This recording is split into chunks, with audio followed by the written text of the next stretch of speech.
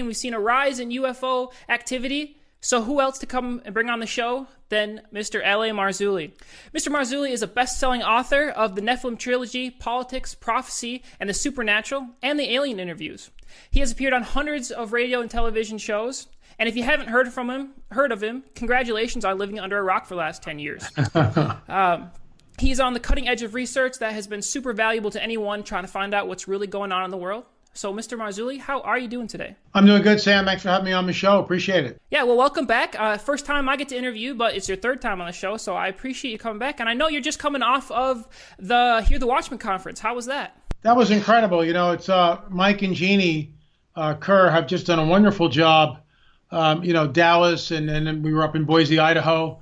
But I've been in every Hear the Watchman conference that they put on, and they just get better and better. And it's always good to see the folks and hear some of the speakers. You know, Paul Begley, Russ Dizdar hit it out of the park. Scotty Clark did a great presentation on the Revelation 12 sign. I don't necessarily agree with everything that he, put forth, but he was very, it was his first time with public speaking, and he absolutely did fantastic. So, bully for him.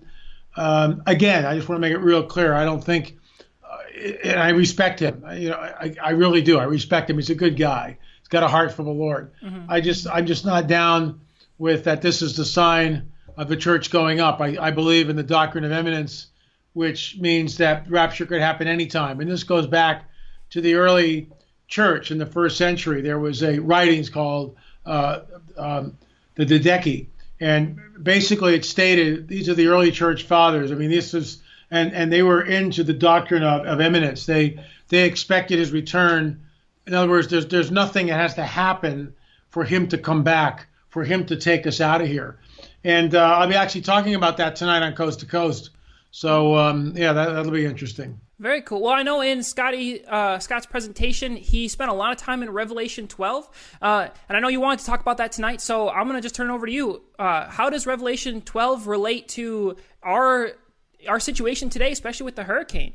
Well, I mean, there's some really interesting things in it, and we got to remember that we're told from Matthew 24 and the Luke passage and the Synoptic Gospels and, Matthew, Mark, Luke, basically that there's a certain punch list that we need to be aware of that's going to happen right before his coming. And these are the birth pangs. And I've been saying this for years. I truly believe we are in the season known as the birth pangs, which lead to, well, what is it birth? Two things. The church goes up, they show up, and then that bursts the tribulation. Once the church is out of here, the tribulation starts. And what's amazing, recently, some guy wrote me this long, nasty letter about how I'm way off base with my pre-tribulation, and we're going to go through it. The tribulation, got to brace yourself, LA. The people have been persecuted, the saints have been persecuted for thousands of years. All the apostles were beheaded, and I wrote the guy back. And this I felt was from the Holy Spirit. I wrote the guy back and I said, yeah, I get that. We live in the kingdom of the God of this world, who is Satan. So there's persecution from him. But that's not what the tribulation is. The tribulation is the wrath of God. And we are not appointed to wrath. End of story. End of story. People can think, we're gonna tough it out and go. No, you're not. The persecution of man, the church has been persecuted. I get that. We're being persecuted right now on YouTube. Stuff's being demonetized all the time. I get that. That's a form of persecution. We're living under that. We're living in a society that can't stand traditional values, can't stand the name of Jesus, that blasphemes it every chance that they get. But we're not appointed to the wrath of God. And this is a whole different deal. The tribulation period is a completely different deal than anything this planet has ever gone through, which is why Jesus warns us that unless those days were shortened, no flesh would survive. I mean, that is the most chilling statement in the entire book. That's it. Unless those days were shortened, no flesh would survive. So, when we look, and let's walk through it. A great sign appeared in heaven, a woman clothed with the sun, moon under her feet, and on her head were a crown of 12 stars. There are basically three interpretations of this. Catholic believes that the woman is Mary, and they're entitled to believe what they want to believe. There are some that believe that the woman clothed with the sun is Israel. And that's the belief that I hold to. And the 12 stars are the 12 tribes. There are others who say that the women clothed with the sun is actually the church, which I don't believe. And then it says, she was pregnant, was crying out in birth pains and the agony of giving birth. And another sign appeared, a whole of great red dragon with 7 heads and 10 horns. And so we know what happens. His tail swept down a third of the stars in heaven and cast them to earth. The dragon stood before the woman who was about to give birth, so that when she bore her child, he might devour it. She gave birth to a male child who is to rule and all the nations with a rod of iron. That cannot be the church. You see, this is where it goes off the rails. When we actually look at the scripture and read it in toto, in its entirety, what we see is that she brings forth a male child to rule the nations with a rod of iron. There's only one, and it's singular. It's not corporate, in my opinion. We're talking about Jesus coming through, which is what we know. And guess who was waiting? The enemy was waiting there. He knew it was going to happen. He wasn't sure exactly where and how. But this is why Herod dispatches his goons, and they kill everybody from 2 years old out. And then what's interesting, she goes, and we know that Joseph and Mary and Jesus fled to Egypt, and they stood there. Now, we don't know how long they were there for. I mean, that would be a real interesting study. I just haven't time to do it. But now it's future again, and the woman fled into the wilderness where she has a place prepared by God. So it also says the child was caught up into his throne. So that's where, it goes off the rails, the whole Revelation 12 sign for me. The child is singular. It's not corporate, in my opinion, and it's talking about Jesus being caught up. And all that, to me, points to the Messiah, points to his first coming, and points to what's happening. But then it gets really interesting. We've been in war. There's been a battle. I've written about this in my book, The Cosmic Chess Match. There's been a battle raging in this unseen dimension, literally for millennia. And we see it manifest from time to time on the earth. We do. The entire earth is under the sway of the fallen cherub, Ha-Satan, Satan. I mean, there's no doubt about that. We, you, me, every person listening, every person that's ever been born, with the exception of Jesus, has the sin code in them. End of story. We have the sin code. That was not there until Adam and Eve. It wasn't there. The sin code, which leads to death, was not there. The whole miracle of being born again and spirit-filled is that we are now, the sin code is overcome by the Spirit of a living God. And we move away from that sin code. And eventually, when we're taken up, we'll be new bodies, and that sin code will no longer have any effect on us at all. But in the meantime, we're here, stuck on this little blue sphere. And what's interesting about this, and I say this at pretty much every place that I've been this year, if we are intellectually honest, nobody has any idea of what this is and where we are. Nobody has any idea. No one. And what I mean by that, let's take the United States, and we'll say that the United States is analogous to the entire universe, okay? Are we in Minneapolis? Are we in, Tampa, Florida? Are we in Dallas? I hope we're not in Houston. Are we in Los Angeles? Get where I mean? No one knows where we are. No one knows what this thing is, how it got here. I mean, all these scientists make these huge claims. Oh, they're universal billion. No one has any idea of what this really is and what we really are in relation to it. And this is why when we are visited by the angelic host of heaven, which happens all the way through the biblical prophetic narrative, people do face plants. People are sprung out of prison. We see the miraculous happen. We see our physics, completely transcended in ways that stupefy us. When Moses takes his staff and raises that staff and the waters part like this, that's real. It's not some nonsense. Well, there was the Reed Sea and there was a landslide further up. No. The waters stood up as a heap. Read the story.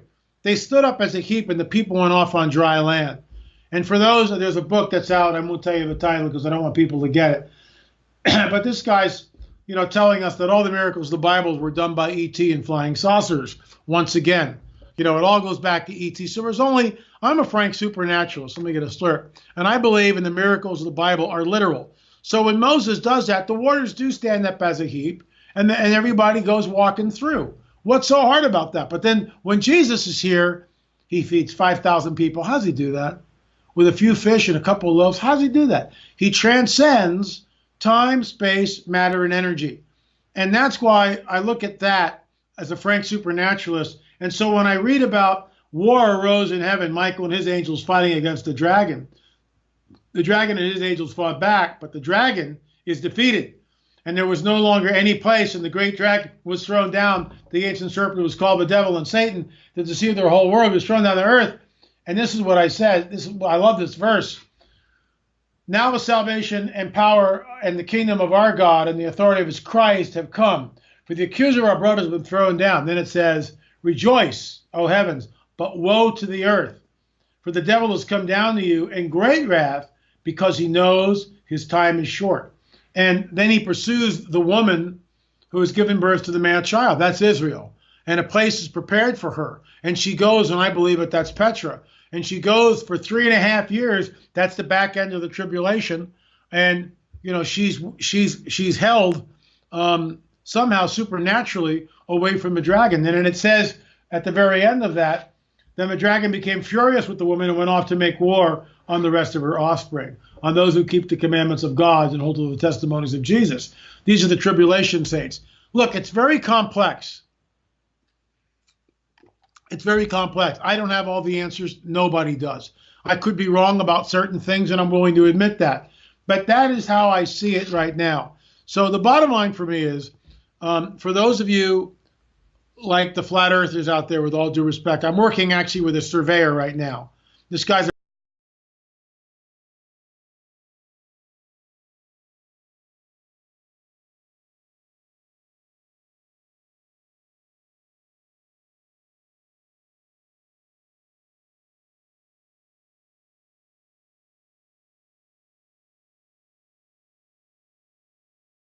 like aviation 101, and we're trying to work on a time to kind of fit all this together. But look, a lot of people believe that September 23rd, we're going to be out of here, the Feast of the Trumpets and all this. And I get that. It all sounds really good.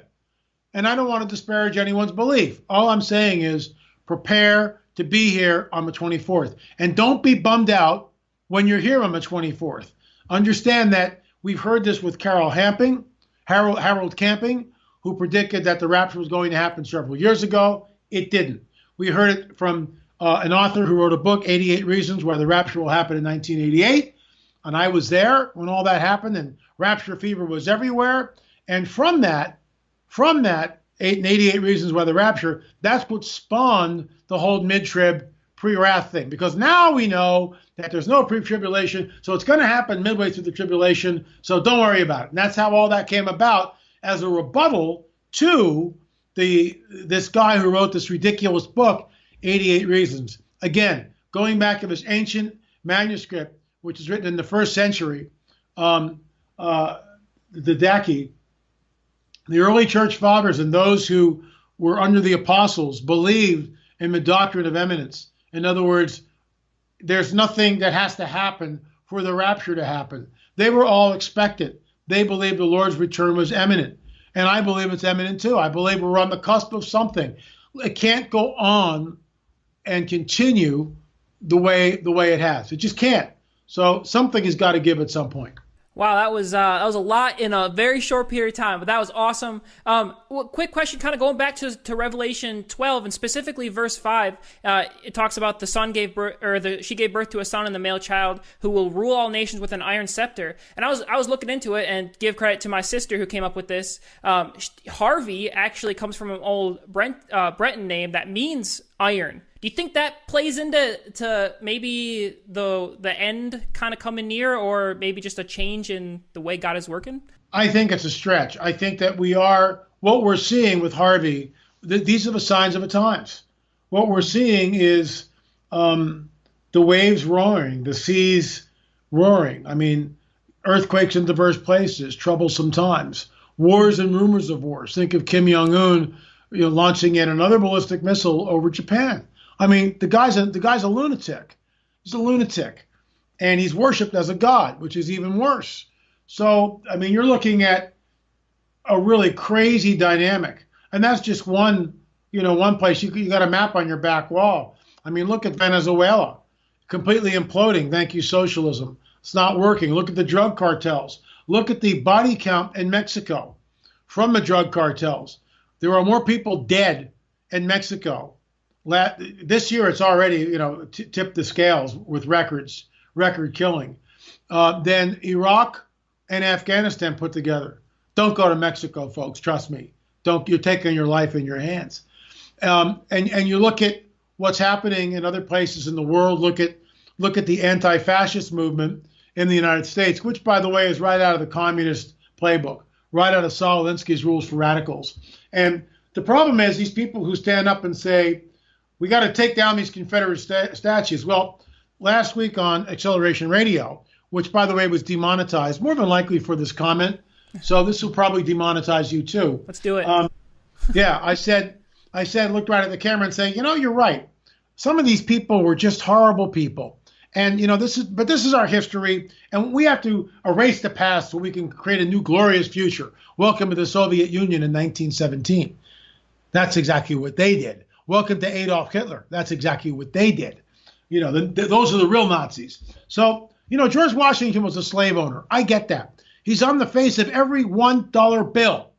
Send those $1 bills to me. I will take care of them for you. I'll make sure that they're put to good use. Because, these people are so insulted by George Washington. Oh, Andrew Jackson on the 20, another slave owner. Send those 20s to me. I'll take care of them for you. You know what? I mean, I'll take the 5. absurd. I'll take the 5 with Lincoln and his original 13th Amendment. I'll take all the 5s my way.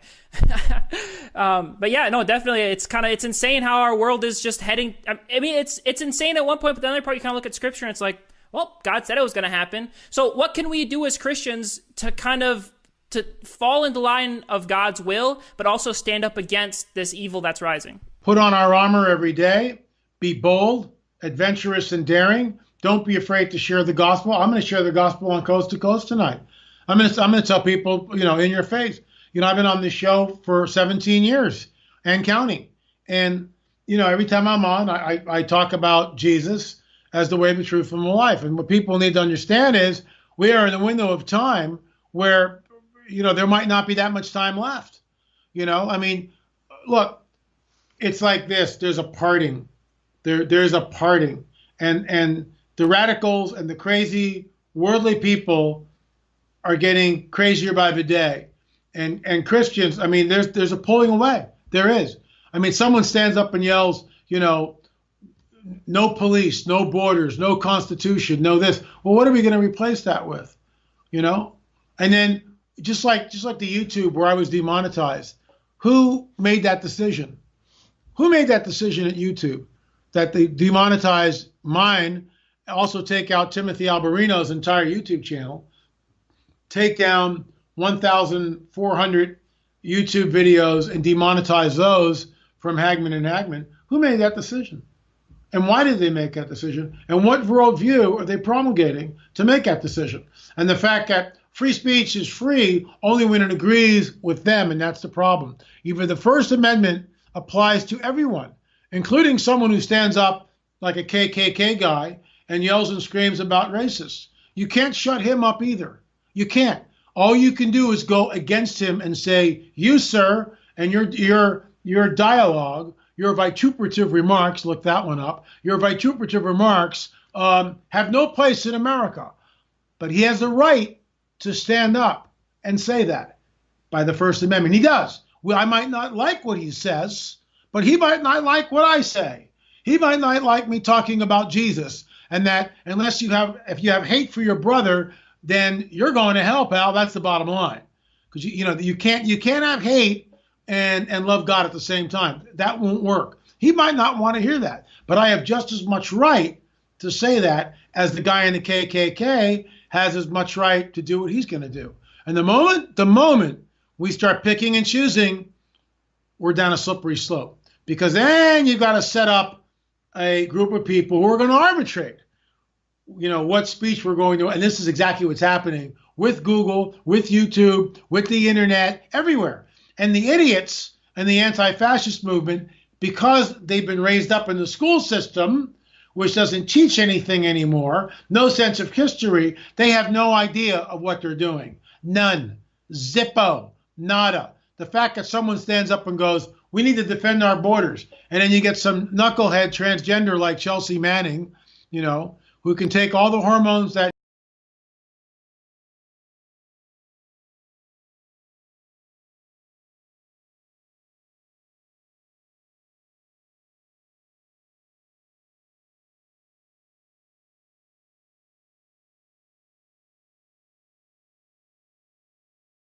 have the right to do whatever they want to do. Who am I to say what people can or cannot do? All I'm saying is it doesn't work. You're lying to yourself, and there's a supernatural basis behind the whole transgender movement. And that has to do with the fallen angels, because the fallen angels are obsessed with the female form, which is why there's a word that Russ Dizdar taught me, meniscus which means the ability to transform into anything if they want to. Do we really think that the goddess Diana, who had breasts and then below the breasts are sets of testicles? That's what they are in the original statues. She's a twisted abomination, a hermaphroditic thing from the second heaven. And these angels, these fallen angelic hosts, are obsessed with this. This is why this whole transgender thing is being pushed. And you must accept this. No, I don't have to accept it. I will pray for Mr. Jenner. I will pray for Mr. Manning. But I'm not going to accept it as something normal, because it's not. If he walked right in, I'd go, hey, Bruce, how you doing? Or hi, Caitlin, how you doing? I wouldn't shun him. I wouldn't shun Manning. I would show the love of Jesus to these people. That's what we're called to do. I might be shocked. And by the way, I actually was in a parking lot, and he came walking in a full dress with the heels and the whole thing about a year ago. And I was sitting in my car. He was sitting in his car. We had eye contact. He lives in the same canyon that I do. So I see him, frequently. And I pray for the guy. I think he's troubled and confused, but I digress. So Manning, Chelsea Manning, not his real name, tells us that we should have no borders, no police, no prisons. Well, what are we supposed to do, Chelsea? And how does this world look? No borders. Let me see. So we've got illegal aliens coming across a porous southern border. And yet if you stand up and go, maybe we shouldn't be doing this, bam, you're labeled a racist. I'm so sick of all these people using the term racist and Nazi when they have no idea what these terms really mean. So first of all, someone standing up and defending the border like our President Trump wants to do is not a racist. Because, and I've said this over and over again, you want to see the way it works? Let's get a busloads of Anti-Fa guys, right? And we'll bus them over the border and have them right into Mexico City. Hi, no borders, here we are, we want citizenship. Kumbaya. Of course, they wouldn't be singing that. Let's see what the Mexican government does to these people. Right in the Huskow they go. Right in prison they go, and they're deported. There's nothing. There's no talking. Oh, and is the Mexican government racist for kicking all the whiteys out? I mean, this is how wacky our country has become. No police force. Go to Chicago on the weekend, Mr. Manning. Go to Chicago. Go to a border town on the Texas-Mexican border on the weekend. And you tell me, do you really want to have no police around? I mean, that's basically what Chicago is now. It's a murder capital of the world. So you go to, a border town, El Paso's a good one, and you'll hear the gunshots every weekend as the cartels, battle it out, and the police battle it out with them. We have a police force in every single country, in every single town, pretty much all over the world. Why? Because the heart of man is deceitfully wicked. That is why. Because the sin code will always be there. And what do we see in Houston? What do we see in Houston? I mean, LA, people are basically good. Nonsense. Just look at what's going on in Houston. Already the looting is starting. Already the criminal element rises. Yeah, see, how can I make a fast buck here? See? Price gouging a case of bottled water for $99. Shame on these people. Shame on these people. Instead of pulling the resources together to try to make a fast buck. That's the heart of man, deceitfully wicked. Yeah, I think when things like this come up, it really shows the duality of our culture in the fact that there are a group of people that are out there selfishly looking for what they can get, and then there are a small group of people out there, giving all they got to help people. So you can definitely see the divide, like you talked about, so obvious when things like this happen. So transitioning, I know I do want to talk about your upcoming movie about Fatima. Can we transition there? What is Fatima? We went to Portugal, and the reason why we went to Portugal was we were working on another film. And what I mean by that, we had started filming. We actually had interviews in the can. We were excited by it. And the Lord, I was getting dressed for coming over to the studio one day, and the Lord just gave me one word. He said, Fatima. I just went, oh my gosh. And I went into my wife, and she was putting on her makeup in the bathroom. And I went in and I said, honey, we're going to Portugal. We're going to Fatima. And resources came in, and we were able to do so. We spent almost 2 weeks there. And what we saw and what we interviewed, the people that we interviewed, was absolutely incredible. And there are basically two Fatimas. And again, people have the right to believe what they want to believe. And I'm not going to disparage that in any way. If people want to believe in miracle of the sun, it was Mary, the Bible, knock yourself out. I mean, I'm going to tell you why I don't if you're interested, but we're not going to disparage that. We're not going to go on a witch hunt and say this, and this. We're not going to do that. But what we did do is we discussed and talked to many experts who had been poring over the 1917 documents. So it's 2017, it's the 100th year anniversary when the apparition started in May 13th and ended in October 13th. And the apparitions ended in October 13th, which is a misnomer, called the miracle of the sun. And the first thing we have to address, and I'm actually working on a paper which will probably be in Prophecy Watchers next month, but it'll also be in my news magazine. The miracle of the sun is a misnomer. A reporter named the phenomena that was experienced by upwards of 70,000 people in Fatima a miracle of the sun, because they didn't know what to call it. And in 1917, in the lexicon, there were no words for UFO or flying saucer. Okay? So he calls it the miracle of the sun. And what we have to understand is the sun, if the sun is the size of a watermelon, the earth is the size of a match head. Watermelon, match head. So the sun did not come to earth. If the sun left its position in the solar system, all hell would have been it. Everything would have been destroyed. It wasn't the sun. What people wrote in the eyewitness testimonies from 1917, they wrote this, that it had been raining all day, the clouds parted and the sun showed up. And people were waiting. All of a sudden, the cloud came in front of the sun, and out of the cloud came a metallic object. And the metallic object began to spin and fall to the earth and like a leaf and then go back up. It did this 3 times, and then it did what was known as a flyby. It came over the crowd like this, went back into the cloud and vanished. People looked up and saw a dull silver disc. What does that sound like to you? We have a priest who was there at Fatima, who in 1977 was still alive, not that long, well, it's a long time ago actually, but he wrote a testimony. The disc turned into a tan color. He calls it a disc, and we use that little clip. He's speaking in Portuguese. We had got it translated, and he says, the disc turned to a tan color, and we were so afraid that it was going to crush us. So in 1917, people have never seen an airplane. Most of the people standing in that field had never seen an airplane, even a dirigible. There are no planes in Portugal, maybe 1 or 2 in Lisbon. So people have never seen an airplane.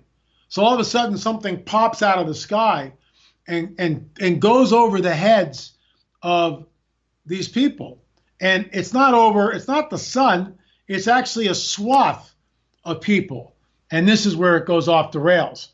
And we're going to talk about this in part 2. The clothes are dry. There are skin burns on people. The hoods of cars pop open. The engines spontaneously combust. Windshields are cracked. People thought it was the end of the world. Does that sound like, the God of the Bible or something else? And that's why we call it, miracle of the sun or a harbinger of deception. Because what people don't get is the people that were in that field, the 70,000 people that were there, their worldview was changed. Their paradigm was rocked in an instant, and people didn't know what to make of it. So that's what the film really focuses on. Yeah, and when you're doing your research on this topic of Fatima, there's a lot of key words that kind of stand out to point to maybe it's more of a deception than what it's being portrayed to be. I mean, the miracle of the sun, you can point to all what the sun god is and all of that. All the fact that the three children witnessing the apparitions died, later that year, so they couldn't tell the story again. There's a lot of iffy things that kind of go when your conspiratorial mind kind of peaks up and you're like, wait, I'm not quite sure about that. So I definitely agree. Two of the children passed within a few years. Lucia, the third, and they were 10. Lucia was 10, the eldest. Francisco was 9. Jacinta was 7 when the apparitions happened. So Francisco and Jacinta died shortly after of the flu epidemic that hit Europe and the whole area. But Lucia, she was 10 when it happened. At 16, she was hustled off to a convent, given a vow of silence, and no one heard from her for about 15 years. And this is when the so-called secrets are finally written down. So in the 1917 interviews, Lucia never mentions Russia. Never mentions Russia. It's not there. So we've got two Fatimas. We have the Fatima that people have been told, and the reality, in my opinion, which goes back to the 1917 records. So, in an effort to try to tie these two topics that we've talked about together, do you believe that Fatima was maybe a trial run or a kind of like a good example to look for when we look for like the coming alien deception, as you talk about in a lot of your books and different interviews? Do you think that the Fatima would be a good representative of what could come? I think that when they show up, it's all bets are off. And it's taken me over 20 years to get my head around this, to come up with a solution. Because in the 2 Thessalonians chapter 2 passage, it says, "Do not be troubled by word or deed, whenever the day of the Lord has come and our gathering to him," harpazo, rapture. That day will not happen until the apostasia in Greek, the apostasy occurs. Then the son of perdition. So that from that day to the son of perdition, the Antichrist appears. Is it an hour? Is it a day? Is it a week? We're not told. It's an unspecified period of time. The problem is there's a word there, apostasy, and it has a dual meaning. And up until fairly recently, I have wrestled with this for years. Does it mean departure, harpazo, rapture, or does it mean falling away, apostasy, or does it mean both? And now what I realize, and again, I'm not saying this lightly. I have wrestled with this and read a lot of different commentaries, and I've never heard anyone put it like this. Gary Stearman agrees with me on this, if I can be so bold as to state that. And I actually said it on his show.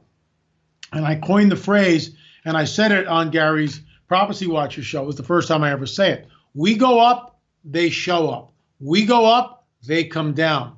When you think about it, out of the 1.8 billion Christians, how many are born again and spirit-filled? How many so-called Christians on the planet are born again and spirit-filled? It's not many. It's a very, very small remnant. You can reduce it further. If you go to church, I don't care what denomination, Catholic, Protestant, Methodist, if you're not born again and spirit-filled, it's all rote. You might as well just shave your head and become a Buddhist. It's all the same thing. There's no connection there. No connection. So unless a person be born again, not my words, his words, Jesus' words, they cannot enter the kingdom of heaven. Whoa, what are we talking about? And guess what? The harpazo, the rapture, is entering the kingdom of heaven. That's what that is. We are entering the kingdom of heaven when we rise to meet the Lord in the air. So something is restraining this cat and mouse game that we have seen literally for decades. They never show up, and there's a reason for it. They can't. The protocols of the Heavenly War are restraining these entities until the restrainer is taken out of the way. All hell breaks loose. We go up, they come down. We go up, they show up. And that's what I now firmly believe. Yeah, and I think as Christians, our job is to step into that battle. And I mean, honestly, I'm only 24, so I want to keep that restrainer on a little bit longer, as long as we can, and fight that battle so we can, take back our country and our world and spend some more time glorifying God and turn things around. Do you think that's possible for us to do that? Well, I think everywhere I go, people have had it with the deep state. People have had it with giving all of our hard-earned money in taxes to a bloated federal government. People have had it with the Mitch McConnells, Nancy Pelosi's, Paul Ryans. I mean, they've had it. John McCain's, they just had it. And this is why we need term limits. The deep state, people don't understand what the deep state is. And Eisenhower pointed it to it, that the military-industrial complex was left over from World War II. That has never been deposed. And then the agencies of the CIA, the NSA, the FBI, all just mushroomed into these little corporate fiefdoms, which is what they are. And that is the deep state. That's why it doesn't matter who gets elected. They're running the country. They're running the country. And they have an agenda. You better believe they have an agenda. So with prayer, anything is possible. Anything is possible. And look, I believe that Trump was put in office as a sort of a reprise for us, if I can use those words. Had Hillary gotten in, everything would be completely different now. We'd be on a fast track to globalism, the transgender stuff through the roof, more refugees from Middle Eastern countries that harbor terrorism. It just, everything, abortion on demand, possibly partial birth abortion reinstated. I mean, all hell would have broken loose. And that didn't happen. And yet the media had her up by 4, 5, 10, 15 points for the 3 months before the election. There was only one paper that called it. That was the LA Times, believe it or not. And this guy said Trump up by 3. And he was right. Trump won.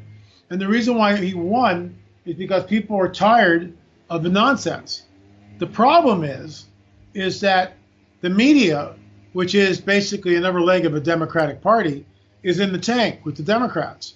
And the deep state, so these two huge forces, the mainstream media and the deep state, are in cahoots with each other to impeach Trump, to get him out of there.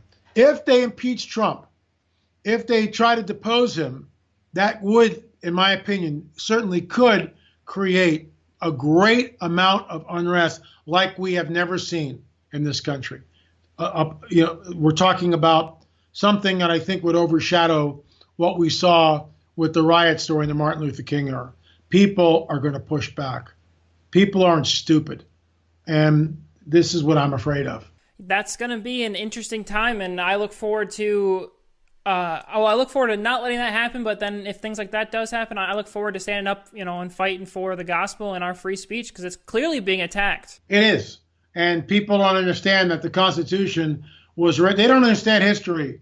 They don't understand how we got where we are. They don't. Are there problems with this country? Yeah. But you want to go to Venezuela? Why not go to North Korea and live under Kim Jong-un?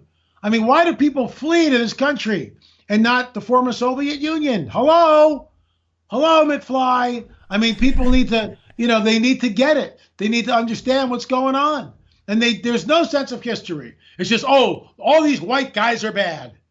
Well, no, all these white guys really aren't that bad, because a lot of these white guys gave us our Constitution, which is, in my opinion, outside of the Bible, the greatest document ever penned by men. End of story. I definitely agree, and we need to fight for it. Watch out, globalists. Watch out, New World Order. L.A. Marzulli is fired up, and he's coming after, and he's not going to let you take it away. So you better watch out. So, Mr. Marzulli, where can people find you? Thank you so much for coming on the show. What do you got up next? Where can people find you? Well, the Fatima movie will be released. You can go to thewatchmanchronicles.com, thewatchmanchronicles.com.